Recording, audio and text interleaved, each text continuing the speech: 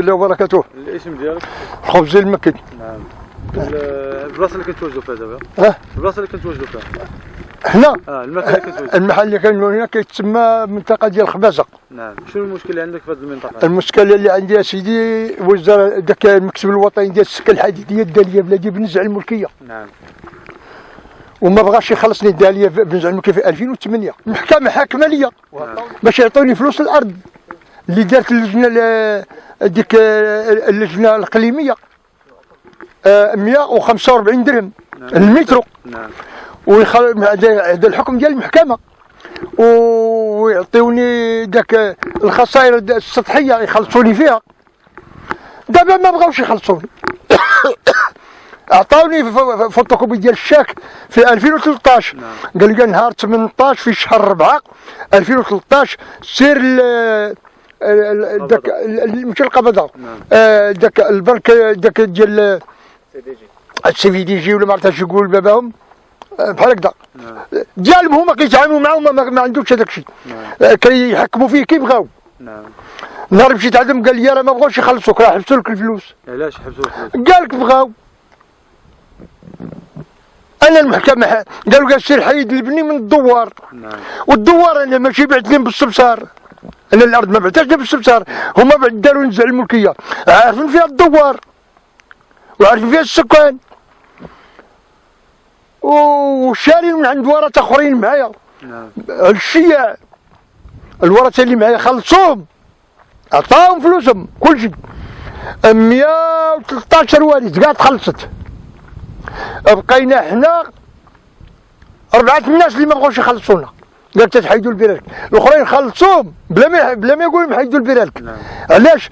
دابا انا ما بغاوش يخلصوني. علاش؟ شافوني مشيت معاهم للمحكمه ما قنعتش بهذه الفلوس، ما قنعتش بهذا الثمن ديال 145 درهم ما قنعتش به انا. القاضي بدا يحكم عليا قال لي خذ هذاك 145 درهم وراه عندك الحق تدعي هذه الشركه ديال المكتب الوطني للسكه الحديديه للمحاكم وهذيك الساعه باش ما حكمتك المحكمه غادي تخلص. نعم. دابا هما ما بغاو يخلصوني شيء لا في الفلوس اللي كان سالهم اللي حكمت به المحكمه. اما المحكمه الاداريه هذيك في الرباط هذاك شكل اخر هذاك باقي ما لحقنا ليه. نعم. هذاك الحكم باقي ما لحقناش ليه. ها ودابا شنو داكشي ما بغاوش يخلصوك شنو؟ وشنو جدي اش غندير معاهم؟ نعم. انا مغلوب ولدي في عمري. انا مغلوب في عمري. هما عندهم اللي يحميهم انا عندي الله ما عنديش اللي يحميني. انا راجل مسكين داو لي بلادي ما بغاوش يخلصوني. عطاوني فوتوكوبي ديال الشاكه كيف قال السيد قال لك ما تهضرش فيه درك. نعم. عطاوني رفع القرار ديال اليد على هذا المبلغ المالي. هما المكتب الوطني للسكه اللي حدا اللي عطاو لي عطاوني رفع القرار على هذا المبلغ المالي. نعم. وعطاوني فوتوكوبي ديال الشاك. ياك ما بغاوش. عندنا عرض اخرى هي هنا بمحافظه شاي كتبت الشكايات شي 6 الخطرات كتبت لوزاره العدل شي 5 الخطرات ولا 6. كتبت لوزاره التجهيز والنقل واللوجستيكيات شي 5 الخطرات ولا 6. كتبت للديوان الملكي 3 خطرات قال لك ممنوع تدخل تحط الشكايه صيفط لهم على طريق البريد. صيفط لهم على طريق البريد ما جاوبونيش. كتبت للملك المغرب محمد السادس 3 الخطرات ما جاوبنيش الان. كتب لمن غنشكي لمن غنكتب لمن غنكتب. انا غنقول لكم هذا الكلام ولا كان كلامكم يتنشر ويقراو الناس برا حتى في الخارج لا في اوروبا وما لا كان يبقى حدكم حد المغرب هنا كاع لا تشجعوا عليا حتى وحده هنا نتبرى منكم حتى نتوما. الا كتبقى حدكم حد المغرب هنا غادي نراقبوا. وعندي الناس في العائله ديالي كاين اللي في فرنسا كاين اللي في ايطاليا كاين اللي في المانيا كاين اللي في امريكا. غنقول لهم واش نشرتوا في التاريخ الفلاني قريتوا الانترنت فيها شي حاجه اللي قالوا لي لا ما نعرفش انتم راه ضحكتوا عليا ما كاينش حاجه. هذا التاريخ. قالوا لي راه وصل نعرفكم درتوا الواجب ديالكم. غيكون الواجب ان شاء الله وغادي يوصل الصوت ديالك ان شاء الله في الخارج وفي داخل المغرب هكذاك.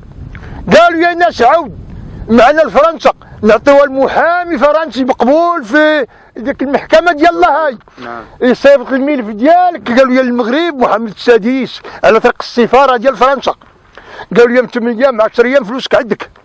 قلت لهم انا نرسل هذا الشيء ونعطيكم ويرسل المحامي والسفير الملك المغرب في فرنسا، من فرنسا يرسل الملك المغرب، ونزل عاد نخرج من المطار، ما نخرج سجل انا ما نخرجش من المطار. قالوا لي بقى عندنا في فرنسا، قلت لهم الفلوس ممنوع تخرج، هذا قانون ديال المغرب، باش نحول الفلوس عندي لفرنسا لي ممنوع، وباش نبقى هنا الا قلت هذا الكلام في فرنسا رانا ما ندخلش المغرب، من المطار العالم الله فين حابش نكون. انا اش اللي عطى الله هذا، انا عندي 90 عام دابا، ما بقى عندي علاش غادي نخاف، هذه ماشي سياسه، هذا ديالي الدوليه، هذا ديال الدول، على السلطه في البلاد هو محمد السادس هو المغرب. قلت له 3 خطرات ما جاوبنيش، ما حالش الملف ديالي حتى على العماله، يقول لي نبحثوا في هذا الملف، كاينه مساق اخبار الان. وزير التجهيز ها هو الرساله ديالو هنا، قال لي حقا قال لك المكتب الوطني للسكه الحديديه صيفط لهم هذيك الارض اللي ما محفظاش، صيفط لهم ايراتا ديال العدول باش يعرفوا الورثه اللي معك شكون هما، باش يصاوبوا المحساب ديالهم. اكثر من عام هذا صاوبناه، ديت لوزاره العدل داك وزاره التجهيز ما جاوبوني والو، ديت لوزير العدل ما جاوبني والو، ديت للمحكمه الاداريه اللي في الرباط 6 الخطرات ما جاوبني والو. واش غادي نمشي فين غنمشي؟ هادي يا بلادنا محكوم علينا يدوا لنا ديالنا وما ندويوش، تدوي تمشي للحبس، يردوها لك السياسه، يقنيو لك يردوا لك السياسه. شنو بغيت تقول للناس المسؤولين من هذا المنبر هذا؟ من هذا المنبر كنقول للناس المسؤولين واش المكتب الوطني للسكه الحديديه على سلطه في البلاد، ما كيخاف لا ما تجري عليه السلطه لا المحكمه ولا وزير ولا غير ذلك، على المكتب الوطني للسكه الحديديه يتصرف كيف بغا. هذه هي الديمقراطيه اللي عندنا في البلاد؟ ما هياش هذه الديمقراطيه. انا عندي 90 ملك اللي نسحبوا غادي نوصلوا ليها، ما عندناش. هالو طرق اللي دايزه من هنا كانت جايه من الرباط ودايزه للكليات القدام هنايا، هي دايزه على بني شوف من هنا. النهار اللي داو لنا النصارى خلصونا قبل ما ندوز الطراكس، خلصوا بويا قبل ما ندوز الطراكس، باقي الطراكس ما قادكش الارض، ها خلصوه، عيطوا عليه من الورث وخلصوه. اليوم اللي شدينا الاستقلال عندنا ما غنظلموش، الدولة ديالنا فين كثار من ديال ايام النصارى، مازال النصارى ما عمرهم الدولة تا مترو.